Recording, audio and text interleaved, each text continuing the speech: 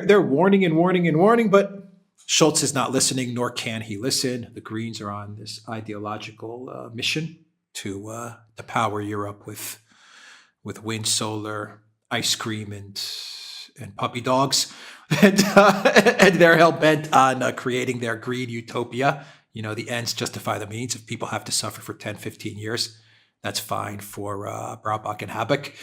And it's just an all around bad situation in Germany that's forming, and we still have not seen Russia really retaliate. And we also have a lot of a disagreement in the EU in general with regards to the oil embargoes and stuff like that. So where do you want to begin with? Let's begin with the EU economy? Let's begin with the very last point, because you're absolutely right. There's been a lot of dissension within the EU about the sixth package of sanctions, which is, the suicide note sanctions. I mean, I can call them. I mean, they're not as bad as they can get, but they're already pretty bad. I mean, the idea of even talking about restricting imports of oil from Russia is a pretty bad idea. But you are getting some countries that are pushing back. Hungary has been pushing back very bravely, very strongly. Even countries like the Czech Republic, Slovakia, Bulgaria, all of those have also been pushing back.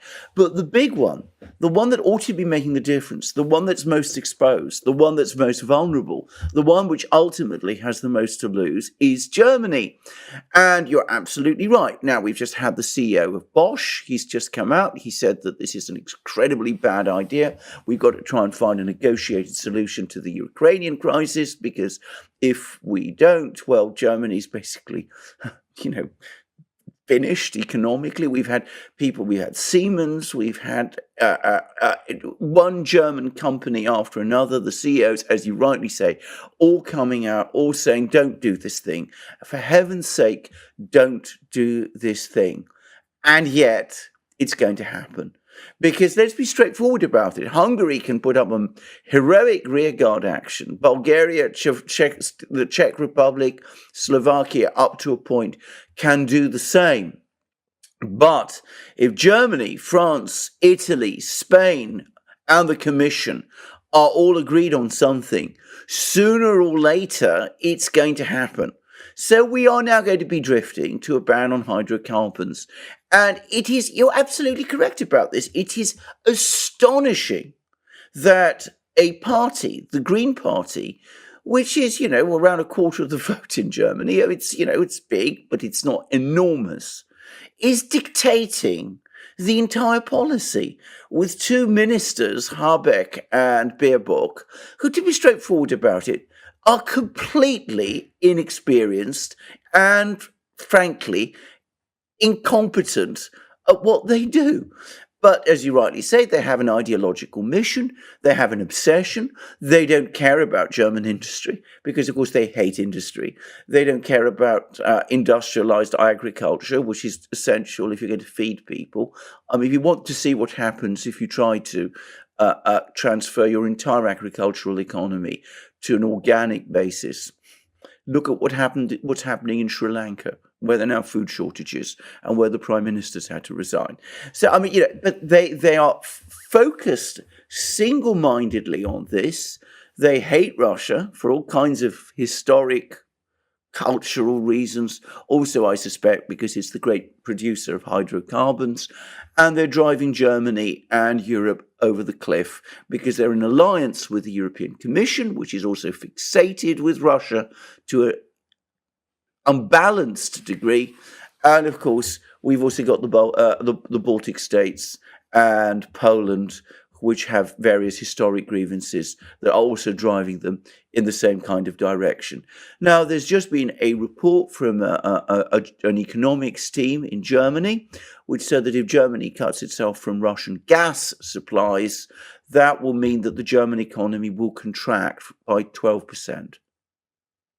Not 2% or 4% or 6%, 12%. That's what they say will happen. But the pressure to do it is, of course, there. It's mounting.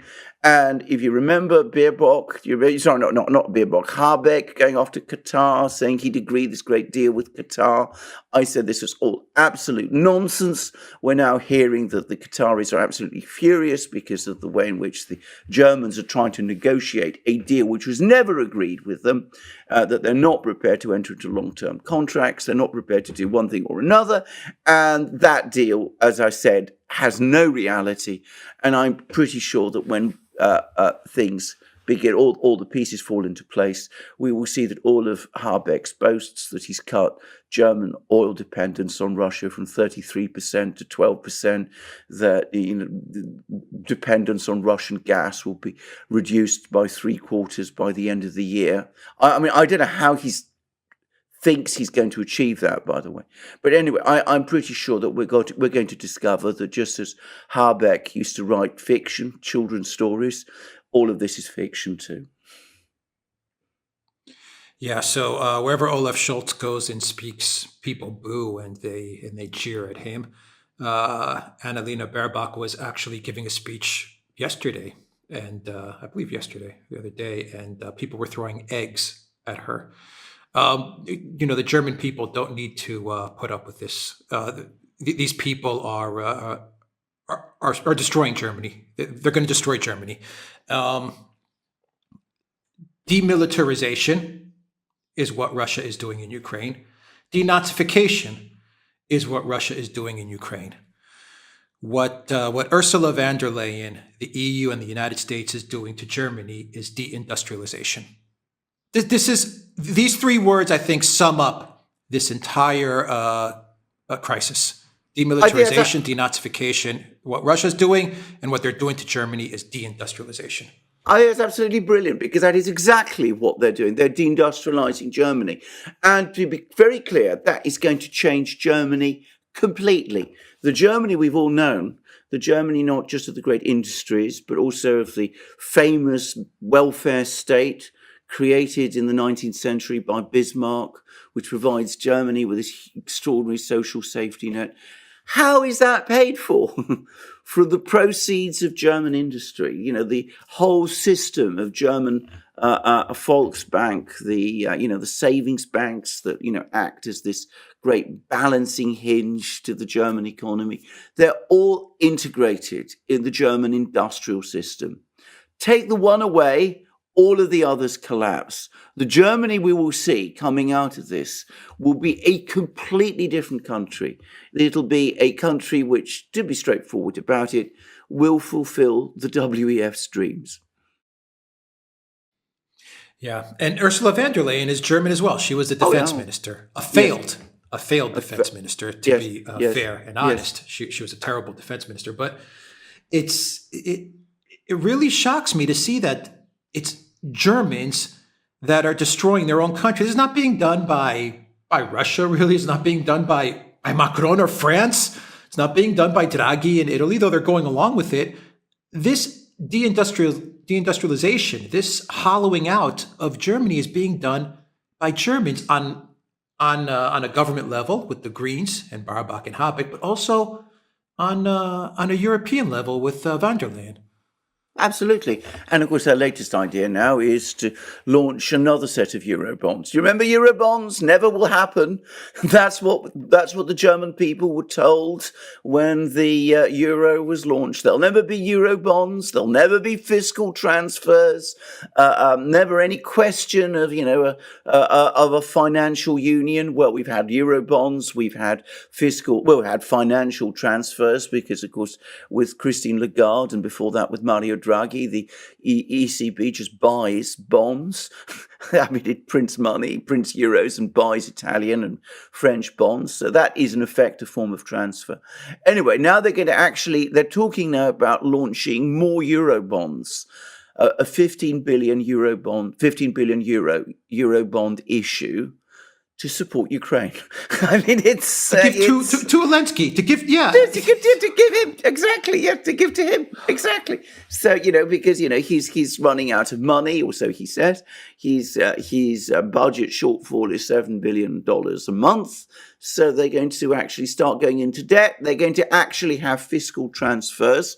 The German taxpayers are going to have fiscal transfers to Ukraine, but not directly. It's going to be done through the European Union. It's going to have Eurobonds. They were promised they would never happen. It's in the treaties, in the agreements, that there will never be any kind of fiscal transfers. Well, there you see it happen. Netherlands was dead set against this. Finland was dead set against this. And now all of a sudden, you have the EU taking on debt to give to a country that's not even part of the EU. And you know how long this 15 billion is going to last? 3 months. Yeah, exactly. And when they say 3 months, they actually mean 1.5 to 2 months. Believe me, this is. Oh yeah. I'm absolutely stunned at everything that's going on. I know. I mean, don't worry. I mean, in 6 weeks' time, well, it's very simple. You'll just go for another Eurobond issue. I mean, this is where. But no, it is stunning. It is stunning. It is astonishing, and I mean, it tells you that Europe, Germany, has been led by the nose into a trap. I mean, they've been led by a nose into a trap because, well, they should never have agreed to the euro in the first place. This has always been my view. I've never been one of those people who thought that Germany ultimately benefited from the euro. And I don't mean, the political class there. I mean, the German taxpayers, all those people. But regardless of that, now, as I said, they are heading exactly where you're saying, into debt, and into deindustrialization. They are being dismantled. Yeah. Sometimes I have a hard time understanding who's at war. Is this a war against Russia or Ukraine, or is this really a war against Germany? Sometimes it's hard to understand who's being attacked. Well, it's a very good question. I mean, to be straightforward about it, I think we discussed this in another program. I think there are some people in Europe who want to see Germany taken down, not just a peg, but brought really far down. I mean, I think Macron, who is looking to see France himself, become the new Napoleon of Europe, if Germany goes into deep crisis and he can step in and become the great leader of Europe, well, he won't be sorry. Trouble is, of course, he's only got 5 years, and the situation in France isn't that good either. So, it's difficult to see how this plays out. And, if you're in the US, and, there are, I'm sure, lots of people in the neocon world who have no concerns about German industry. And I'm sure that there are also some people in the US too who say, well, Germany competes with our industries, so let's see, if it's not it doesn't really hurt us if German industry goes down the tubes. But German industry is an absolutely indispensable part of the Western economic architecture. Think of how many German products you buy. Mercedes cars, Volkswagens, Miele ovens, Fizzler, Siemens, Bosch, you said, yeah. Whatever, and Bosch. I mean, all of these, if they all start going downhill, then of course it's not going to be good for the world, for the Western economies. It's not even going to be good for the US economy in the end. But it does fulfill 3 ideological objectives. Firstly, the ideological objective of the Commission, of Macron, people of that kind, centralize as much as possible, create this EU superstate, bring all the countries in, weaken the countries themselves as much as you can, because then you create the great EU superstate. The second is the ideological obsession of the neocons, obliterate all rivals to themselves, to the United States, their own conception of the United States, break up Russia, weaken Germany, keep Germany and Russia at odds with each other. That works well for them too, at least in the short term. And of course, if you are a believer in Klaus Schwab's fourth industrial revolution, if you want to see all of that sort of thing happen, well, you could see how this works to that agenda too. The Yeah. one And, set, the most interesting, yeah, the one set of go people, ahead. of course, is not going to help with the unhappy people of Ukraine, but let's not worry too much about them. They're not really part of this game at all, or so it seems to me. No, they're not. They're just being used as well, we've said it many times. They're fighting Russia to the last Ukrainian. We don't need to get into any details there. I think everyone understands what the Ukraine people are being used for. But the interesting part about all of this is that at the end of the day, in like 2, 3, 4, 6 months, even if the EU doesn't put an embargo on Russian oil, Russia's going to say, you know what, our contracts are up, our long-term contracts are up. We've got markets in India and China all over the place, and we're done with you guys. We just don't have any more oil for you all left, and Absolutely. it's over. It's over. So it's actually going to be Russia that may walk away, not the EU. Oh, absolutely. No, it will. You're absolutely right. That's exactly what's going to happen. And of course, we've now had another EU decision, which you're in a far better position to discuss than I am, but one which shows, the economic power the Russians still have, and the way in which certain key people in Europe are, nonetheless, in spite of all of this, when they're prepared to put their foot down, they can win, because, of course, as I understand it, the reports are that the EU has now dropped its idea of prohibiting EU tankers from shipping Russian oil. So it won't be shipped to the EU. It can't be shipped to the EU. It will be shipped to India, to China, to Latin America, to Africa, to the booming economies of Southeast Asia, to Japan, which is not prohibiting imports of Russian oil, to South Korea, ditto. And it will all be carried by EU tankers. And I understand most of them, by the way, are Greek. I think you have some information about this. No, we were saying before the video, and I was Yeah. just saying that 70% of the cargo, I believe something like 65-70% of the cargo from Greek shippers is Russian energy. And well, you know this, that the Greek shipping industry is the most powerful industry in Greece. I mean, they decide who's going to be prime minister. They decide what the government's going to be. They have all the money. I mean, people think tourism and stuff like that. No, it's Greek shipping. Greek shipping runs Greece, period. It's the Greek shippers that have the football clubs. They have all the other businesses, the tech companies. They have it all. And they decide who's going to be prime minister and who's not. And so, real simple, they told Mitsotakis, if you do this, you're out. If you put an embargo on on transporting Russian oil, you're out. Plain and simple, you're gone. And Mitsotakis folded. And now Mitsotakis is going around saying that, his New Democracy Party will most likely win in the next election. Well, they're going to win because he didn't go up against the Greek shippers. If he goes up against the Greek shippers, they'll turn to the radical left if they have to. The Greek shippers will put in a communist government if they have to. Absolutely. As long as the government does not put embargoes and limits on their business. Period. Exactly. So exactly. And Mitsotakis knows his place. He knows his place in the totem pole of Greek power, and it is not at the top. At the top are the Greek shippers. He's somewhere a couple ladders under that. Exactly, but can I just say? I mean, it may all sound rather brutal and perhaps not fully.